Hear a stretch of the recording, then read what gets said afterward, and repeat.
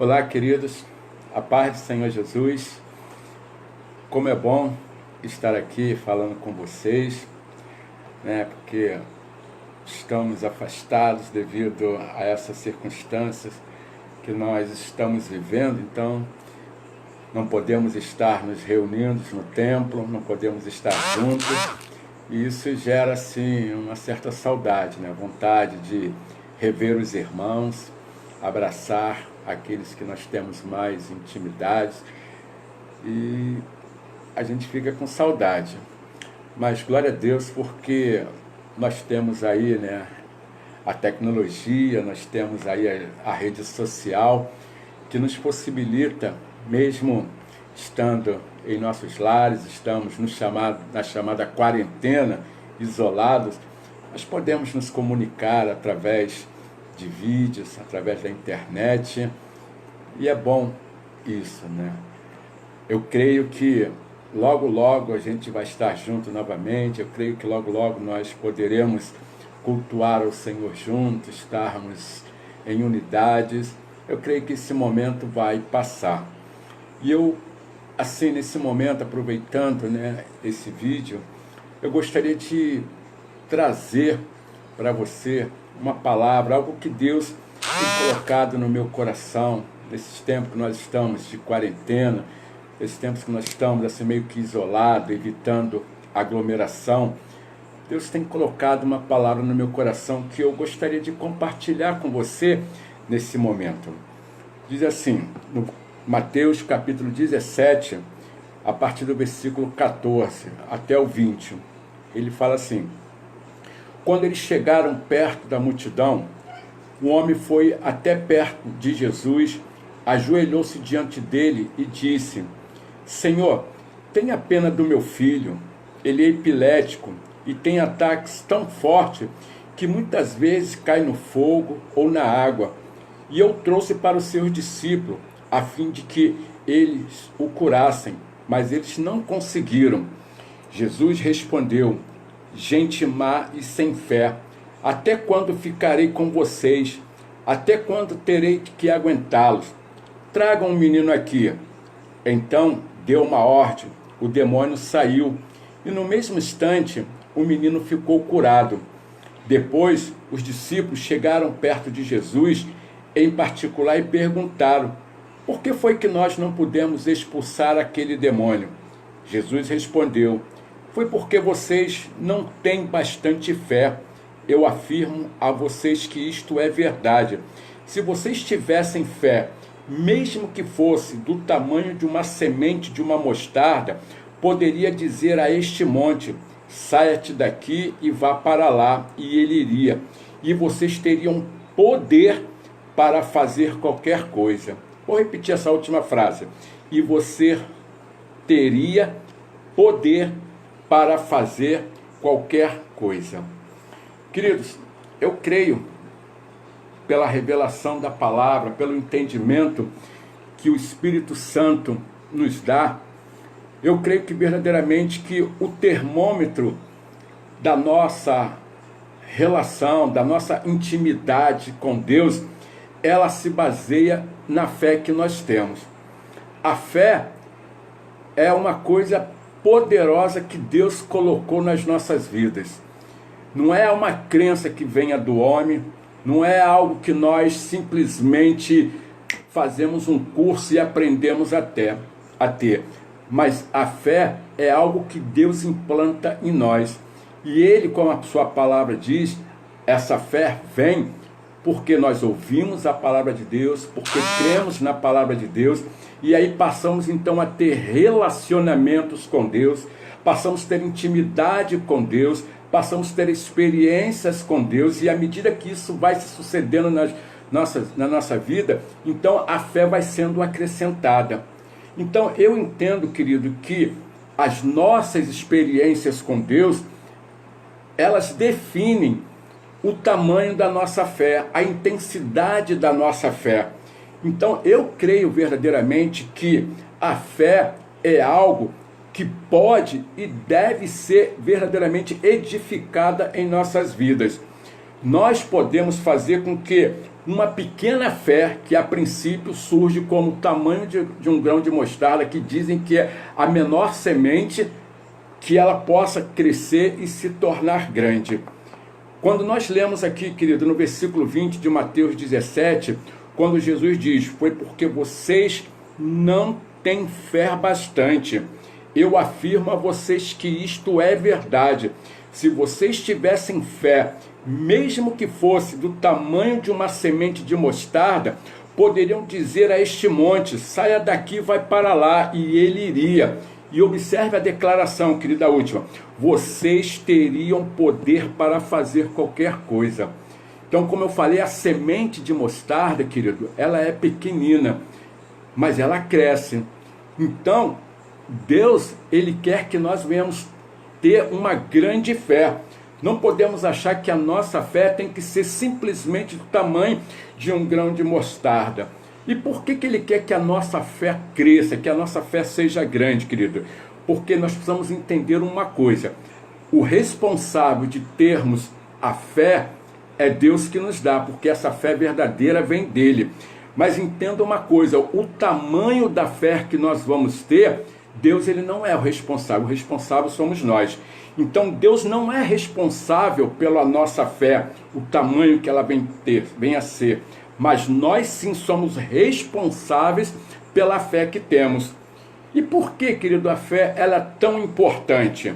Observe bem, a fé é importante porque a fé é a única coisa que nos leva a produzir milagres. Precisamos entender isso, querido, que a única coisa que produz um milagre, que faz com que possamos ver um milagre nas nossas vidas, é quando verdadeiramente nós temos a fé. E entenda uma coisa: Deus, ele não é responsável apenas pela fé que se manifesta através de uma dor. A gente vai pensar: eu estou com dor, eu estou sentindo problema, eu estou isso, aquilo, outro, estou achando que isso vai ser vai ser suficiente para que eu receba de Deus algo. Não, muito menos as lágrimas. Ela não é apenas responsável para que eu, ou o suficiente para que eu receba algo de Deus. Deus não responde também apenas aos nossos problemas.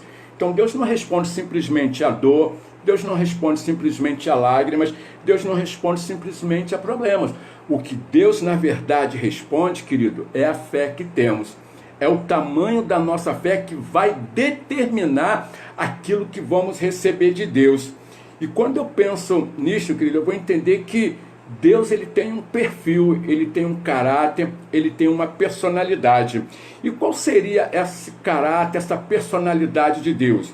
Quando eu leio Números 23, versículo 19, que diz assim: Deus não é homem para que minta, nem filho do homem para que se arrependa.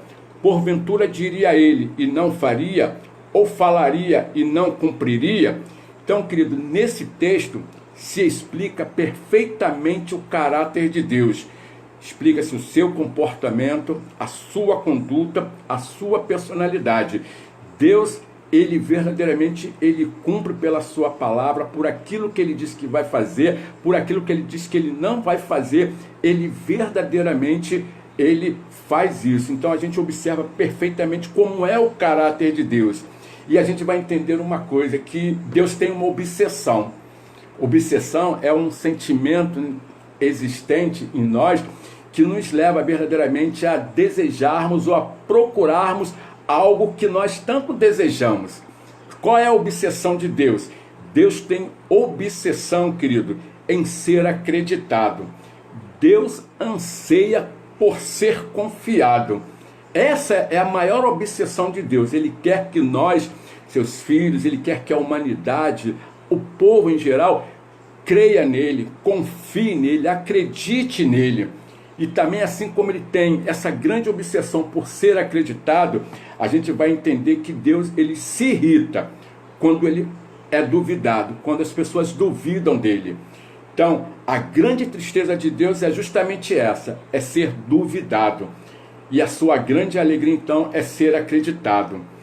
Todo o bem que Deus planejou para nós, querido, não acontecerá até que confiemos nele. Deus ele tem esse anseio, ele tem essa obsessão por ser acreditado. Tanto que ele estabelece para que a gente venha receber do Senhor, para que a gente venha receber aquilo que nós estamos clamando, aquilo que nós estamos desejando, e aquilo que ele verdadeiramente também ele tem para nós, nós precisamos ter fé, nós precisamos acreditar nele. Porque vamos aqui pensar, querido, por exemplo, em Pedro. Quando Pedro estava juntamente com os outros discípulos no barco, estavam enfrentando uma tempestade, estavam passando por um problema tremendo. Aquela tempestade era o problema de Pedro e dos demais discípulos, como hoje nós estamos enfrentando os nossos problemas, e o nosso maior problema hoje é essa pandemia. A palavra de Deus diz que quando Jesus vai ter com eles em meio àquela tempestade, Pedro fala para o Senhor Jesus: Senhor, se és tu, manda-me ter contigo por cima das águas. E Jesus fala: vem, Pedro. Querido, Pedro começa a ir, começa a andar. Isso significa que naquele momento, Pedro estava andando por cima dos problemas dele. Os problemas estavam acontecendo. A tempestade ainda não tinha cessado. Pedro estava ali, mas com a fé que ele colocou no Senhor. Senhor, manda-me ter contigo por cima das águas. Pedro começou a caminhar por cima dos seus problemas. Pedro começou a andar na direção do Senhor por cima dos seus problemas. Mas em determinado momento ele começou a duvidar, ele começou a olhar para os lados e viu que o problema estava ali ainda. Então ele começou a perder a visão da palavra do Senhor, da determinação que Deus havia dado para ele. Ele simplesmente começou a duvidar, e a Bíblia diz que ele começou a afundar. Então hoje, querido, nós vivemos esses dias também de dificuldade, estamos temerosos com tudo que tem acontecido no nosso Brasil, no mundo em geral. Mas a palavra de Deus nos diz que nós tivermos fé, querido, diante de todas essas circunstâncias, nós vamos andar, caminhar por cima desses problemas. Estaremos, como diz o Salmo 91, olha, 1000 vão cair ao nosso lado, 10.000 vão cair à nossa direita, mas nós não seremos atingidos de forma alguma. Então, querido, e o Tiago, lá em Tiago, capítulo 1, versículo 6 e 7, vai nos duvidando. O que duvida é semelhante à onda do mar, que é levada pelo vento e lançada de uma parte para outra. Não pense que tal homem receberá do Senhor alguma coisa, diz Tiago 1, 6 e 7. Não pense tal homem que receberá do Senhor alguma coisa. Se duvidarmos, querido, se tivermos dúvida, não tivermos a verdadeira fé, jamais receberemos alguma coisa do Senhor, porque é a fé que nos leva à conquista. E nós vamos entender que a dúvida produz tragédias, tão rápido quanto a fé produz milagre. A fé, ela produz tragédias, tão rápida quanto a fé produz milagre.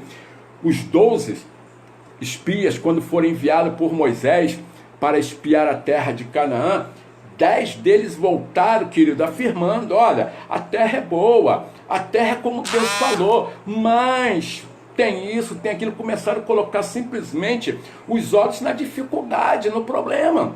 E isso gerou um grande problema, porque assim como a fé gera milagre, a dúvida também pode gerar tragédia. E em Números capítulo 14, os versículos 33 e 34 diz assim: e vossos filhos pastorearão neste deserto 40 anos, e levarão sobre si as vossas infidelidades, até que os vossos cadáveres se consumam neste deserto. Segundo o número dos dias em que espiaste a terra, 40 dias, cada dia representado 1 ano, levarei sobre vós as vossas iniquidades 40 anos, e tereis experiências do meu desagrado. Ou seja, a dúvida na vida daqueles homens, por não crer na palavra do Senhor, fizeram com que eles perdessem a terra prometida e voltassem para o deserto. E para cada dúvida, para cada homem daquilo que eles se contabilizou ali 40 anos de deserto, aquele tempo todo caminhando, peregrinando por falta de acreditarem no Senhor. Então, querido, a dúvida, ela produz dor, não é isso? Tanto quanto a fé produz milagre. E a pergunta que eu te faço é o seguinte: o que você decide? Acreditar ou duvidar?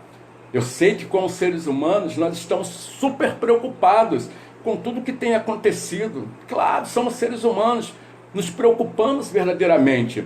Mas a questão é, o que eu faço com a fé que Deus tem colocado dentro de mim? Diante da circunstância, eu vou me prostrar, eu vou sucumbir, vou ficar aterrorizado por isso, ou vou colocar a minha fé em prática? Nós, como igreja do Senhor, nós somos chamados a exercermos a autoridade que o Senhor nos deu. Que o Senhor nos deu, olha, eis que eu vos dou poder, eis que eu vos dou autoridade para orarem e curar os enfermos, para expulsar os demônios, tudo mais. Então nós temos essa autoridade. Então, se você decidir pela fé, decida, querido, não porque simplesmente você quer alguma coisa, simplesmente como um bem material, um carro, uma cobertura, não é isso? Mas decida por acreditar para não experimentar, querido, tragédias que a dúvida produz. Decida acreditar, decida ter fé para não experimentar as tragédias que a dúvida traz. Então, querido, eu queria trazer para você 3 lembretes para que nós possamos, assim, edificar de fato a nossa fé. A primeira dela é que, como você já sabe, que a fé vem quando se ouve falar de Deus. Querido, nós estamos de quarentena, não podemos sair, não podemos estar, transitando pela rua. Então use esse tempo para ler a palavra, para ouvir uma pregação, seja na internet, seja no rádio. Use esse tempo para orar, buscar o Senhor, dobrar os teus joelhos, se aproximar mais de Deus, falar com Deus, abrir o teu coração. Isso vai edificar a tua fé, isso vai te ajudar verdadeiramente nesse momento crítico que nós estamos vivendo. E você vai estar trazendo bênção para a tua vida, você vai estar trazendo bênção para a vida da tua família, você vai estar trazendo bênção para a vida da igreja, você vai estar trazendo bênção para o estado do Rio de Janeiro, para o Brasil, para o mundo em geral, se você começar a clamar e exercitar a tua fé. O segundo é, a fé é a confiança em Deus. Não adianta você falar, Senhor, eu creio, eu te louvo, está lá na igreja adorando, então falar que crê, mas se na hora da dificuldade, na hora da luta, querido, você simplesmente paralisar, ficar estático. Então comece a exercer a tua confiança em Deus, comece a mostrar de fato a tua confiança em Deus. E entenda, querido, que outra coisa, o terceiro ponto, que a fé é ativado por uma voz de comando. Fale da tua fé, exerça realmente a tua fé, exponha a tua fé, externe a tua fé, querido. A fé não é uma voz silenciada dentro de você. Ah, eu tenho fé, mas está aqui dentro de mim. Não, fale. Comece a dizer, comece a falar para o inferno escutar, para as pessoas que estão ao teu lado, próximo a você escutar. Eu tenho fé que isso vai passar, eu tenho fé que esse momento nós vamos vencer, eu tenho fé que no curto espaço de tempo nós vamos voltar a estar na igreja, estarmos juntos novamente, querido. Então a fé deve ser liberada com a boca. Você não verá um milagre, querido, até que você fale a fé verdadeiramente. Olha o que diz Romanos 10:9. A saber, se com a tua boca confessares ao Senhor e em teu coração creres que Deus o ressuscitou dentre os mortos, será salvo. Viste que com o coração se crê para a justiça e com a boca se faz confissão para a salvação. Querido, fale. Não murmure, não critique, não fique perguntando, por quê? Fale assim, não, eu creio que Deus está me dando uma oportunidade de exercer a minha fé, eu creio que isso vai passar, eu creio que o Senhor vai guardar a minha casa, vai guardar a minha família, eu creio que verdadeiramente o Senhor está comigo. Então exercite a tua fé, declare isso, não preste a sua boca para murmurar, para questionar, para levantar dúvidas, querido. Então, edifique verdadeiramente a sua fé no Senhor. Fale com o Senhor, ore verdadeiramente ao Senhor. Alimente, querido, alimente a tua fé, a tua vida com a palavra do Senhor. Porque como diz no maior salmo da Bíblia, que é o Salmo 119, lá no versículo 105, que diz assim: tua palavra é lâmpada para os meus pés e luz para o meu caminho. Então faça da palavra de Deus, querido, a lâmpada para os teus pés, a luz para o teu caminho, aquele que vai te dar um norte, que vai te mostrar para onde você deve ir, querido. Então Creia verdadeiramente, querido, que Deus, Ele está contigo. Creia que verdadeiramente o Senhor vai estar te abençoando em todo o tempo, que ainda que você esteja na sua casa, ainda que você não possa ter contato com as pessoas com quem você gostaria, ainda que você esteja limitado no seu transitar, de não ir para o trabalho, de não poder fazer o que você tem que fazer, mas creia que Deus está conosco. A palavra de Deus nos diz que Ele jamais nos deixaria, que jamais seríamos órfãos nessa terra, que Ele estaria conosco em todo tempo, em todo momento. Então, querido, fique com esta palavra, em nome do Senhor Jesus. Decida edificar a sua fé. Não permita que a circunstância que nós estamos vivendo hoje, querido, venham matar, destruir a nossa fé. Muito pelo contrário, faça dessa circunstância, faça desse momento um motivo para que a tua fé seja fortalecida, edificada. Busque ao Senhor, fale com Deus, ore, diga para Ele: Senhor, estou aqui, eu estou crendo que grandes coisas estão por vir. Eu estou crendo que o Senhor está de fato no controle de todas as coisas, que o Senhor é o Deus soberano. Eu creio que verdadeiramente nós veremos, diante de todos os quadros que nós estamos vivenciando, diante das dificuldades, das lutas, nós cremos que nós veremos a tua glória resplandecendo em nossas vidas. Em nome do Senhor Jesus, fique com essa palavra. E eu gostaria de encerrar, querido, fazendo uma oração por você. Eu gostaria de orar pela tua vida, gostaria de orar pela vida da tua família, gostaria de orar pela nossa nação, pelo nosso estado, pelo mundo de uma forma geral. Pai, em nome do Senhor Jesus, nós te agradecemos, ó Deus, pela tua palavra, Senhor Deus, porque quando nos voltamos para ela, Deus, podemos acreditar, ó Deus, podemos crer, ó Deus, que não estamos esquecidos, que não estamos deixados de lado, mas nós cremos que verdadeiramente o Senhor, como Deus soberano, Pai, o Senhor está olhando, Senhor Deus, para nós que somos teus filhos, o Senhor está olhando para a humanidade, Senhor Deus, para o mundo de uma forma geral, Senhor Deus, mas Pai, no nome do Senhor Jesus, exercitando a minha fé, Pai, juntamente com os meus irmãos que agora me assistem através desse vídeo, Deus, nós queremos clamar ao Senhor, Deus, pedindo, Pai, nos abençoa, Deus, cuida de nós, ó Deus, que a sua boa mão, Senhor Deus, esteja estendida, Senhor Deus, sobre a minha vida, sobre a vida dos meus irmãos, sobre as nossas casas, sobre as nossas famílias, ó Deus, nos guarda, Senhor Deus, nos proteja, Senhor Deus, dessa pandemia, Senhor Deus. Senhor, a tua palavra diz que a oração da fé salva o enfermo e o Senhor levanta, Senhor Deus, e a tua palavra diz, ó Deus, como o texto que nós lemos, Senhor Deus, lá de Mateus 17, 20, que diz que, ó Pai, se nós teremos fé, nós poderemos fazer qualquer coisa, Deus, e nós estamos tomando posse dessa fé agora, Senhor Deus, nós estamos usando esta fé que vem do Senhor, ó Pai, não nós, de nós, ó Deus, mas que vem do Senhor, ó Deus, e nós estamos dando uma voz de comando, Senhor Deus, para essa pandemia, em nome de Jesus, que cesse, que não haja propagação, Senhor, que não haja um maior número de pessoas ainda contaminadas, que a partir de hoje ela comece a regredir, comece a deixar de existir, Pai. Nós, em nome do Senhor Jesus, estamos declarando isso, dando uma voz de comando, Pai, à nossa fé, ó Deus. Nós queremos ainda abençoar, ó Deus, os profissionais da saúde, ó Deus, que têm trabalhado, Senhor Deus, que estão envolvidos, ó Deus, estão expondo as suas vidas ao risco, ó Deus, para salvar vidas, para curar vidas, ó Deus, que o Senhor proteja esses homens, ó Deus, esses profissionais, ó Deus, aqueles que estão mergulhados, ó Deus, nos laboratórios, ó Deus, buscando, Senhor Deus, quem sabe uma cura, Senhor Deus, uma vacina, Senhor Deus, para conter, ó Senhor Deus, essa epidemia, que o Senhor dê a sabedoria, Senhor Deus, que o Senhor oriente, ó Deus, sabedoria para que eles possam achar, ó Deus, a cura, Senhor Deus, através de um remédio, de uma vacina, Deus. Deus nos abençoa, Deus, não, porque nós precisamos voltar, ó Deus, à nossa vida diária normal, precisamos voltar, ó Deus, a nos encontrarmos na tua casa, Senhor Deus, para cultuarmos ao Senhor, ó Deus, precisamos voltar, ó Deus, para as nossas rotinas de trabalhos, de escola, Senhor Deus.